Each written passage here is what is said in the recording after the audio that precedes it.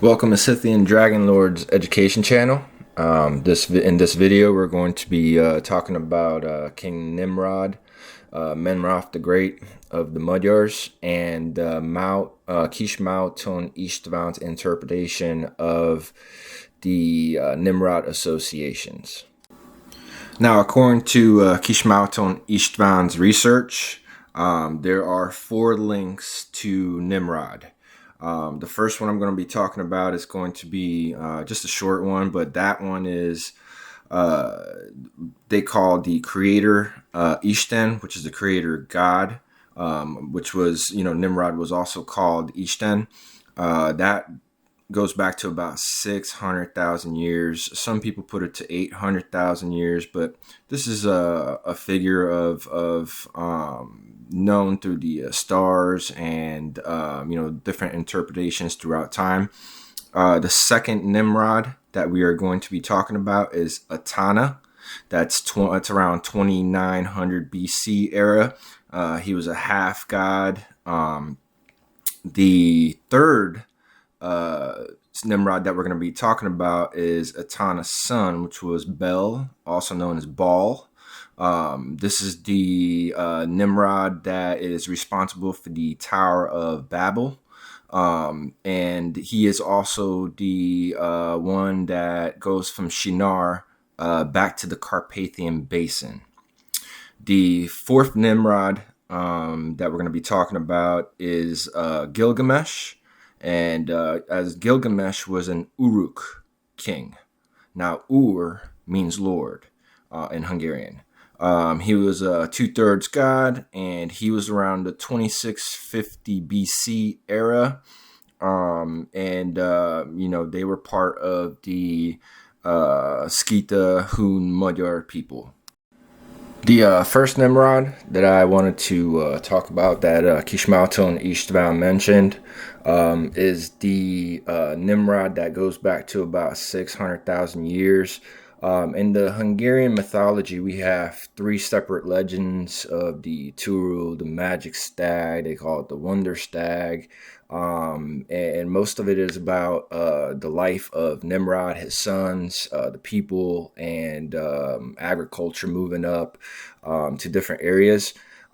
This 600,000 years, this Nimrod, this was probably during way before the hunter-gatherer era. This was the true life when they started life, and this is why they reference him as the creator Ishten. And Maltone also mentioned him as the Nimrod was known as an Ishten at the time, and the name that the Palok Magyars and words that they had, it was that he was the first land king, and was also Ruda Torin. That's they would say Nim Ru Da Tor M, which is the creator god.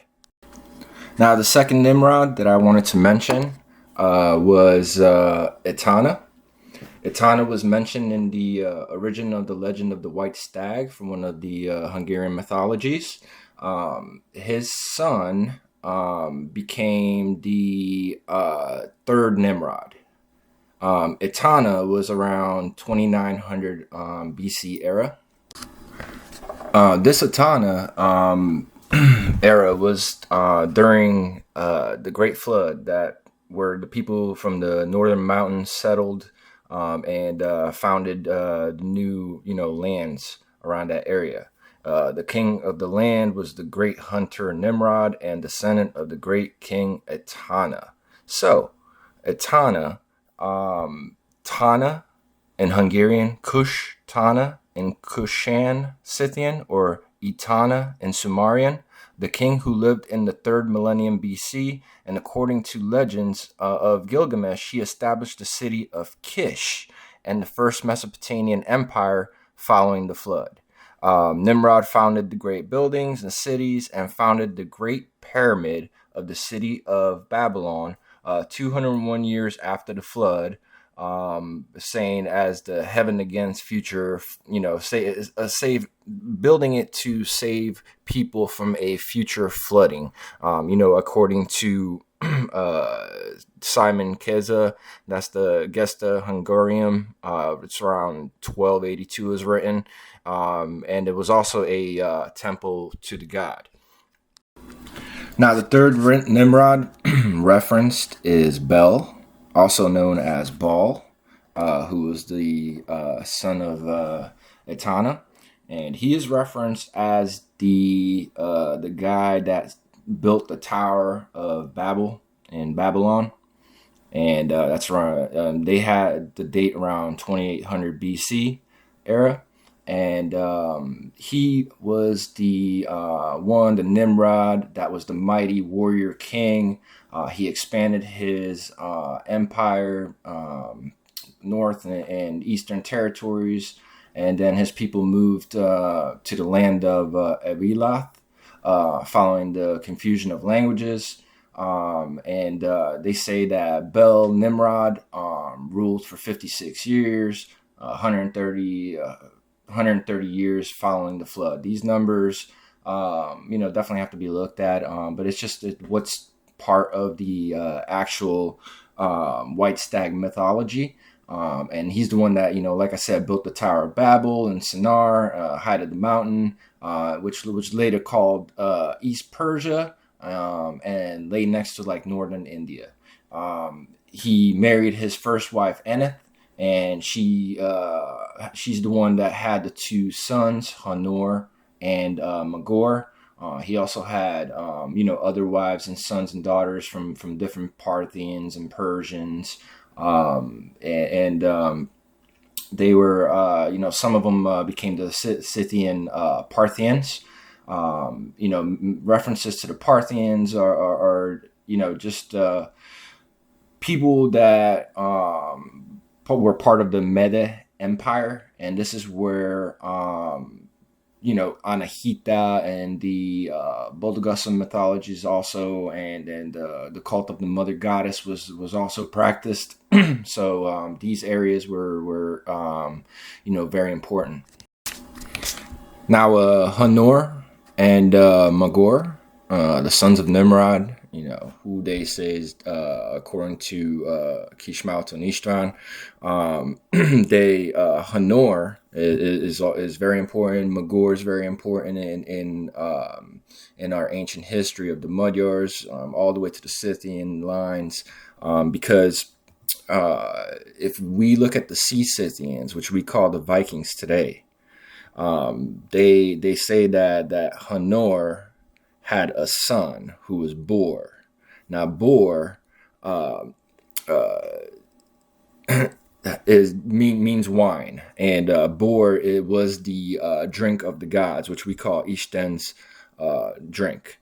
Like I said, they were the Sea Scythians. So Odin's father was Bor, and they were all very tall, and they had to be part of the Magyar Turul dynasty, which always had somebody, according to Kishmaut and Ishtvan, one head taller than the average folks. So big Bor Odin, which part of the Nimrod Turul dynasty. Now Odin's son, who was Thor, and if you look at the two signs of Thor, which is strong and Bator. Strong means Edrish, and these were the signs of King Menroth.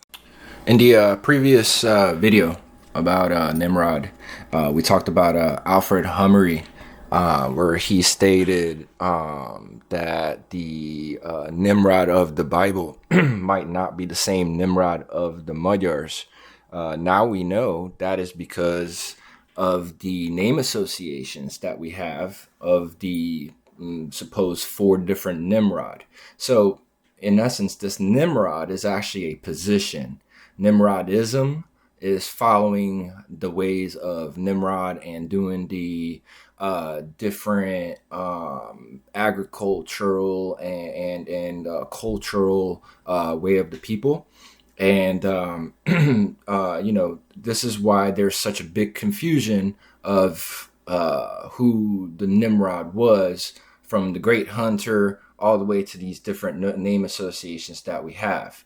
And the other mythology is the hind mythology in Hungary. And the name of the hind is horned in Hungarian, and this is a celebration of the hind. Maiden in the clearing were the daughters of the Bulgars, and amongst them were the two beautiful daughters of King Dula. Now, the Hungarian Scythian, the royal Scythians, they married into the daughters of King Dula, and that's where some of the relationship comes from between the Hungarians and the old Bulgarians. These two young men, Honor and Magor, that married the two princesses.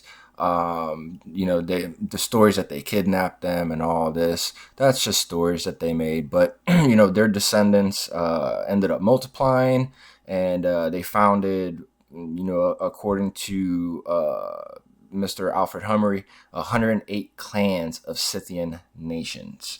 The land of the Scythians stretched from north of the Black Sea, which fully included all of the Carpathian Basin, to Central Asia as far as the city of Samarkand. Now, the fourth Nimrod association that I wanted to talk about was Gilgamesh. And Gilgamesh was, there's a whole legend about Gilgamesh. Gilgamesh and Enkidu. Gilgamesh goes and kills the monster Yawa, and Enkidu dies, and they established the first city of Kish in Mesopotamia. Now, Kish is also was a city. This is where the Kish Hungarian last name originates from. This was a Magus type, like Pope area, and these people, these Hungarians. So if your last name, is Kish, Kiss, Kiss, it really doesn't matter. This was the city of Kish in Mesopotamia that was founded, by Athena. Down to Nimrod, which, like we know now, are the name associations of Gilgamesh. And this was a very important area, became Uruk, and he became the king of Uruk. Now, Gilgamesh is shown in the statue. That is he's holding the lion. Which is Nimrod. It's in his hand. The lion actually represents Marduk, and the Gilgamesh Nimrod bull deity taking over the era. And some of the different types of statues that you see of Nimrod, Gilgamesh, and Sumerian Bilgamesh, you'll see the snake, the serpent, which represents Ishtar, Semiramis, and the time of the snake serpent time, coming or going. And this is the representation of what the statue of him holding the lion. It really doesn't mean that he was a super big giant. According to some of the tales, he was about 6'7". And he was more, he had the Hungarian and the mixed Turanian bloodline, but these are all still different types of, how should we say, they're still guesses, because at the end of the day, these name associations, which one are they talking about? We know that they're talking about Gilgamesh, but at the end of the day, if it's a name association, again, it could be another person. So, do some research on it, and then, we'll definitely make some more videos on that as well. Now, some of the symbols that are very important. We talked about the Turulu. Also, the double cross. The double cross actually belongs to the Hungarian kings. The Magyar Turul dynasty of Honor and Magor, the two sons. the two suns symbol is the double eagle. So the double eagle was a single Turu bird at one time, and they ended up splitting it to the double eagle. It's looking two different ways. It represents Hanor and Magor. The nations that use the double eagle are considered to be nations of sons and people of Hanor and Magor. That's the Nimrod Turu dynasty. We've seen the Byzantine Empire use it. The Habsburgs used it. Russian Tsars used it. This comes from the Hungarian Turu dynasty. These people are all connected, and like Malton Istvan said, the Attilas, the black Huns. We also had the white Huns, and the Scythian people, the Bow people, the Scythian Magyar people. We also had the white Turu folks. Not saying the white Huns, but the people that used the white Turu. The white Turu was used by Lendia, which is Polish. Those were some of the Polish-Hungarian Sarmatian tribes, and they used the white Turu. Attila used the black Turu tribes. Thank you. The area in Hungary that third Nimrod that came back from Sinar to the Carpathian Basin, that area is called Pilish. This is information that has been passed from the different types of Magi, Taltosh, Paloch, different types of the popes, and this area in Hungary is also what we call the area of the heart chakra. If you're into the different types of chakras in Hungary, we have the crown chakra, and we also have the heart chakra. This was a very well protected area that's been around for many. We have information up to 40,000 years back, but this information, is pieces of information that we have, and it gets to the different time frames of agriculture, to old Europe, to Scythian, Iron Age Scythian, Celts, all the different fractions of Magyars that have been in the Carpathian Basin for a long time. So Nimrod is considered the forefather of the Hungarians, the Huns, the Scythians. And thank you for watching. We'll continue this in another video. Have a great day.